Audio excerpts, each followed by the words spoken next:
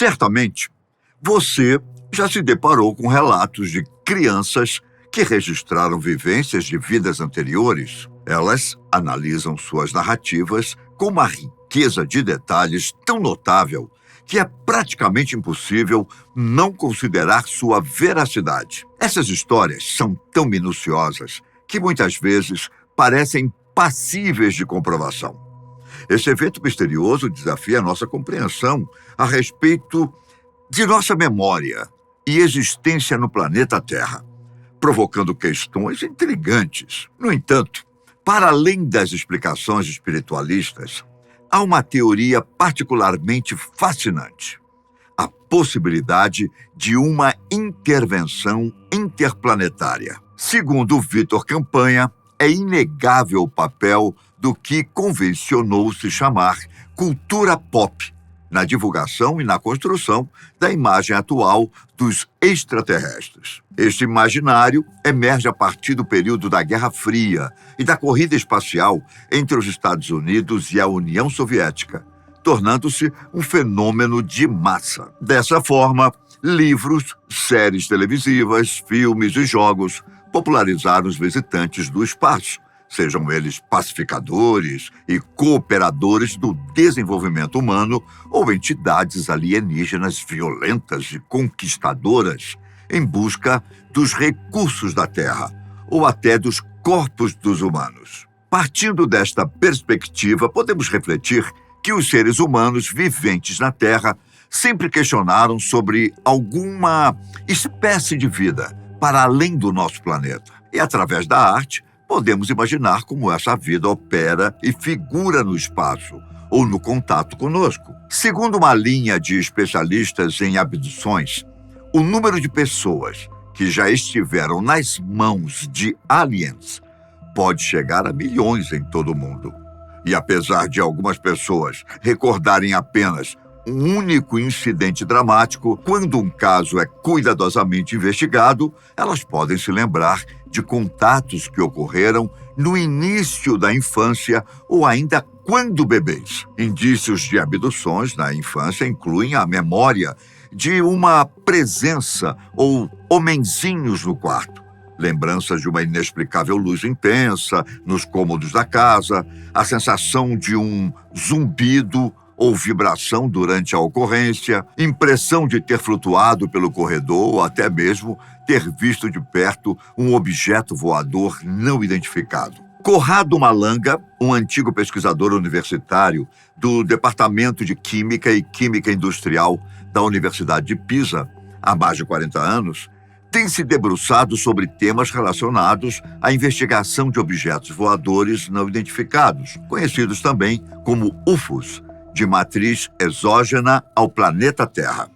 No passado, Malanga organizou pesquisas para o Centro Nacional de Ufologia, CUN, como chefe do Comitê Técnico Científico, e depois continuou seu trabalho como fundador do grupo Stargate Toscana. Colunista de importantes revistas do setor, como UFO News, UFO Network, Dossier Alien, Stargate Magazine, Área 51, X-Times, além de colaborador de 2 obras enciclopédicas sobre OVNIs. Seu trabalho está relacionado com abduções alienígenas estudadas a partir de técnicas de hipnose regressiva e programação neurolinguística, PNL, proporcionando interpretações modernas de toda a fenomenologia e uma nova abordagem para resolver os problemas a ela relacionados. Atualmente, sua investigação centra-se na descrição do universo holográfico e fractal como realidade virtual, não local, e na relação entre ciência, consciência e autoconsciência. Nesse contexto, desenvolveu técnicas de meditação auto-intitulada Tríade Color Test Dinâmico Flash, capazes de acender níveis de consciência necessários à compreensão da realidade humana. Mas, tal como acontece com a maioria dos grandes mistérios do mundo, nada disso é fácil de explicar, uma vez que pode haver muitas causas para essas viagens astrais e contatos extraterrestres. Alguns também acreditam que existem almas que são muito velhas e que elas possam ser originárias de outros sistemas solares, galáxias ou dimensões, e que encarnam aqui na Terra para libertar almas presas, o que pode ajudar o nosso planeta a aumentar a sua vibração. A certa altura, cerca de mais ou menos 20 anos, Malanga apareceu nos meios de comunicação de massa, com suas pesquisas sobre cerca de 12 mil vítimas que haviam sido abduzidas por alienígenas. De acordo com seus dados atuais, mais de 1% da população italiana, cerca de 650 mil pessoas, foram raptadas, analisadas e liberadas. Em Toscana, o percentual mantém-se inalterado, de acordo com o especialista, com pelo menos 35 mil pessoas envolvidas, muitos residentes na província de Pisa, Livorno, Lucca, Massa Carrara e Firenze. Segundo Malanga, a ufologia sempre esteve ocupada analisando fotografias, gravuras ou estruturas moleculares da Terra. No entanto, ele queria compreender a cabeça dos sujeitos que disseram que tinham tido experiências com UFOs. Portanto, ele iniciou o processo de investigação e pesquisa através de técnicas de regressão hipnótica, desenvolvidas pelo psiquiatra americano Dr. Milton Harrison, com base no exame do inconsciente, visto como um disco rígido, com funções de gravação única, uma vez que as experiências que são gravadas não podem ser alteradas. Ele tem uma técnica que permite que a pessoa não diga mentiras, como demonstrado na literatura científica sobre este argumento. E para verificar se os sujeitos dizem a verdade, utiliza a conhecida PNL, Programação Neurolinguística, uma ciência baseada no axioma "diga-me como você se move e eu te direi quem você é", na qual, através do movimento do corpo, pode-se distinguir as memórias reais das memórias falsas. Além disso, um teste articulado de perguntas e respostas serve como elemento de discriminação. O pesquisador explica que, através destes testes, histórias idênticas são contadas por pessoas que nem sequer se conheciam. Para o jornal Toscano, em 2007, o físico explicou que estes seres extraterrestres, de acordo com os depoimentos que coletou, parecem muito ávidos pela nossa energia vital e que o campo científico, além de grupos políticos, serviços secretos e a própria igreja, sabem destes eventos, porém preferem ignorá-los. Sendo assim, a defesa caberia a cada indivíduo dentro do seu credo, cuidado e formas de segurança.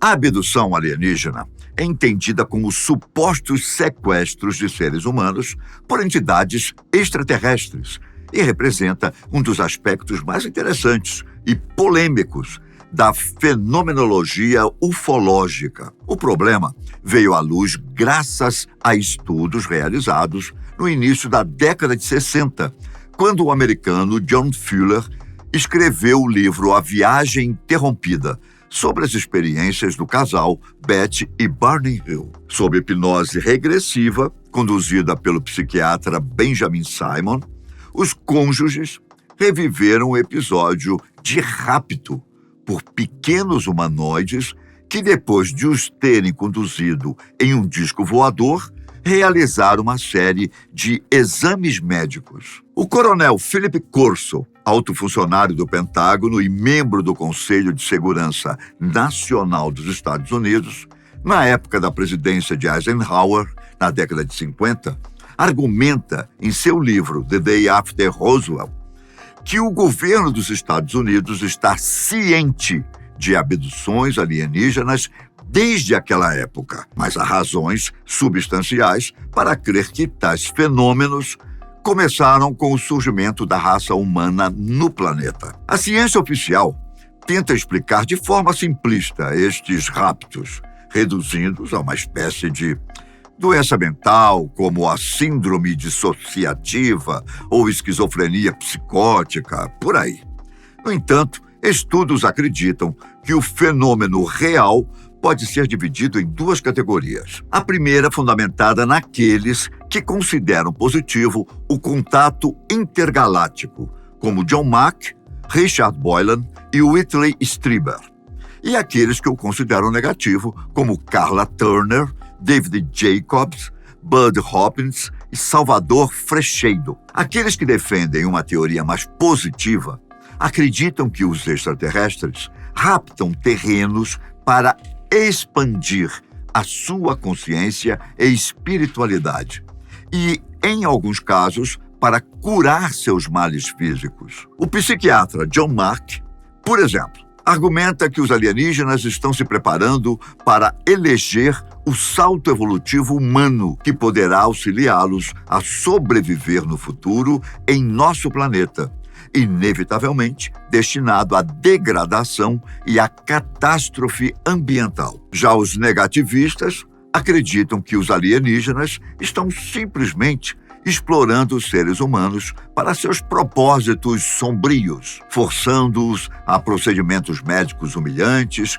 como extração de sêmen e embriões, inseminação artificial em mulheres, com extração sucessiva do feto, a criação de híbridos, uma espécie de humanos com alienígenas, além da introdução de microchip para monitoramento de nossa espécie terráquea e do nosso planeta. Segundo o professor David Jacobs, historiador da Universidade de Temple e autor de The Triad, os aliens prosseguem um plano preciso, terráqueos geneticamente modificados para a convivência entre humanos e alienígenas na Terra. Tal projeto deve ser concluído em 4 gerações, quando toda a população da Terra terá vivido pelo menos uma experiência de abdução. Nesse ponto, as pessoas comuns serão de segunda classe, com direitos muito limitados em relação aos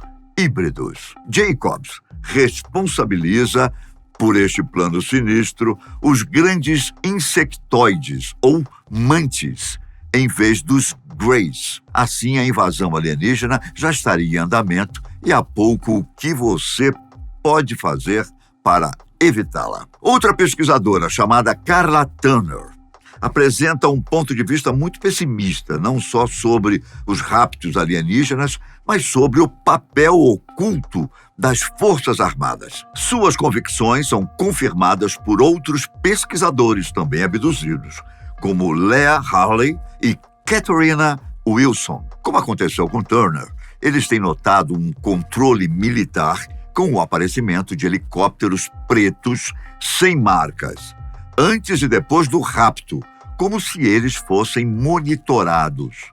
Em muitos casos, há a lembrança de terem sido conduzidos em bases subterrâneas por grupos militares, onde parecia que os últimos trabalhavam em conjunto com os extraterrestres. O verdadeiro fato é que, depois de décadas de pesquisa, ainda que existam várias hipóteses avançadas pelos pesquisadores, as verdadeiras razões para as abduções permanecem um mistério. A investigação de casos de abdução pressupõe um desafio especial, já que a maior parte das informações obtidas não se encaixa nas noções de realidade. A tentação é aceitar algumas experiências, principalmente as que parecem fazer algum sentido dentro do nosso paradigma espaço-temporal, e rejeitar outras que parecem absurdas e distantes do ponto de vista físico. Eu desconfio que essas discriminações não sejam sensatas ou úteis,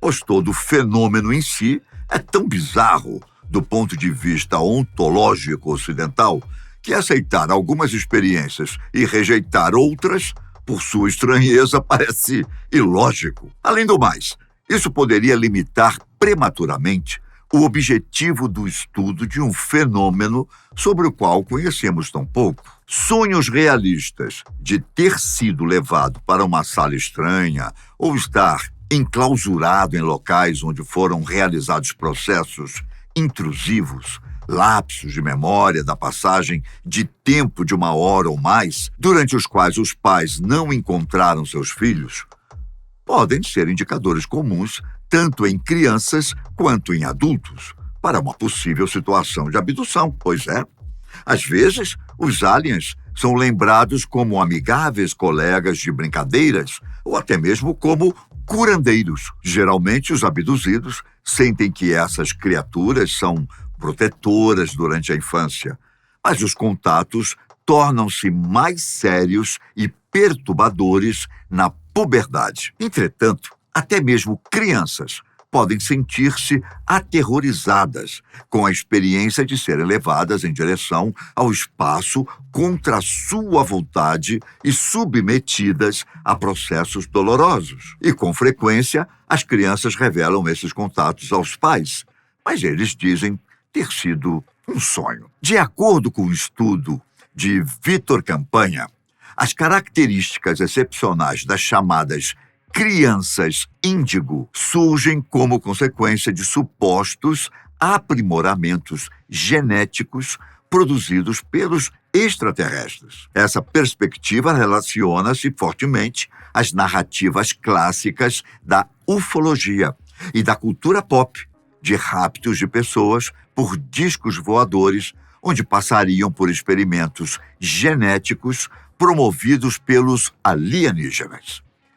Uma transcrição de diálogos entre o menino e sua terapeuta, doutora Ariana Rava, lançou uma nova luz sobre o passado da humanidade. E esta criança extraordinária afirma nada menos do que ter vivido numa civilização avançada num planeta distante da Via Láctea. Tudo começou quando Davi, na época com 7 anos de idade, começou a falar coisas estranhas a respeito de um planeta distante e uma civilização com nomes totalmente diferentes do que sua mãe havia ouvido falar. Após buscar orientação da psicóloga, Ariana, autora do livro Inuaki, o reptiliano dentro de mim, Confissões de uma alma extraterrestre, resultado desta análise clínica com a criança, Davi comunicou com a psiquiatra que a voz que ele ouvia pertencia a um ser de outro planeta. A tal voz, identificada pelo seu nome Agton, assim como o próprio Davi, veio de outro sistema solar e manterá contato até que o menino termine sua jornada na Terra. De acordo com os depoimentos do menino, ele ficará na Terra por cerca de 200 anos, se contarmos os anos como fazemos agora. Mas logo entenderemos o tempo de maneira diferente, relatou Davi. Antes da primeira sessão, ele disse à psiquiatra que Acton, a voz interplanetária, desejava que a médica escrevesse um livro para que sua mensagem se espalhasse por todo o planeta. E informou que o planeta de onde ele veio se chama Inua e está localizado perto da constelação de Órion. Os seres de Inua são chamados Inuaki. Os Inuakis são seres que têm cerca de 2 metros de estatura, 2 pernas e andam como nós. Eles têm uma pele macia, como a nossa, mas se parecem com lagartos. Têm 2 mãos, mas com 3 dedos cada. Têm uma cauda grossa e poderosa. Sua pele é branca e seus olhos são violeta dourados. Nenhum cabelo é encontrado em seus corpos. Eles também podem se comunicar de 2 maneiras. A primeira falando como nós e a segunda através da telepatia. Segundo Davi, os Inuakis não comem carne, apenas vegetais, frutas e sementes. A criança também descreveu Inua como um planeta mais bonito que a Terra, com um relevo similar com montanhas e planícies, repleto de água, porém com plantas diferentes. As árvores do planeta Inua têm cores que parecem prata, só um pouco mais brancas. E neste ambiente há estações, só que não existe o inverno. Os mares são chamados Avatar, e os oceanos Surim. A entidade, a partir do livro de Rava, aborda uma série de aspectos sempre relevantes de nossas vidas, nos familiarizando com o processo de encarnação e ajuda a revelar um sistema baseado na falsa moralidade e em uma imagem antropomórfica fabricada de Deus. Segundo as críticas sobre o livro, a experiência anterior da criança se alinha com a lei do de que o que afeta um afeta todos.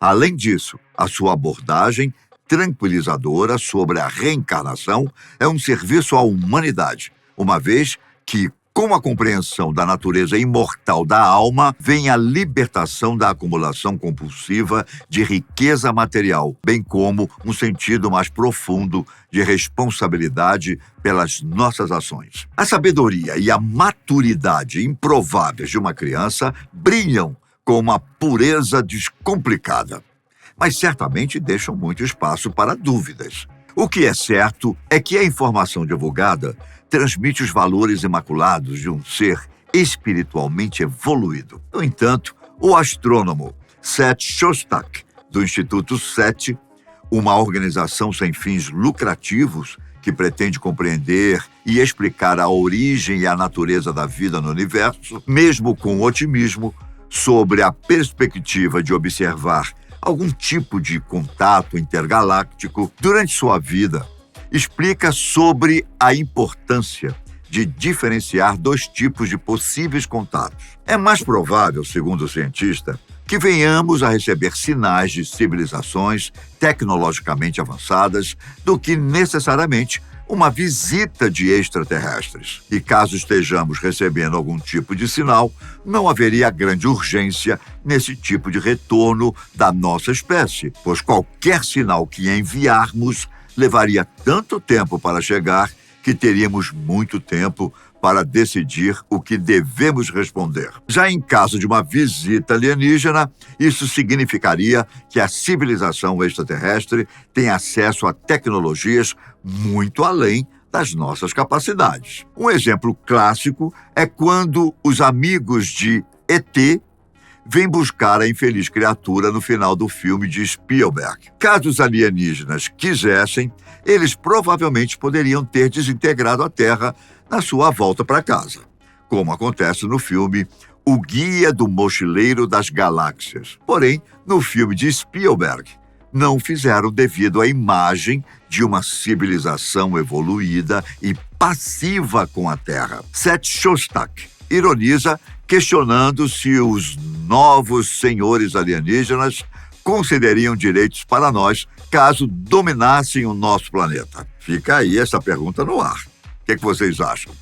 Outra questão é o que poderíamos fazer se eles fossem agressivos. O pesquisador argumenta com uma analogia de que seria como os neandertais tentando enfrentar a Força Aérea Americana, explicando que mesmo se os neandertais fossem os melhores políticos possíveis, isso não tem importância em relação a um combate de gerações ou de raças alienígenas mais avançadas do que a nossa.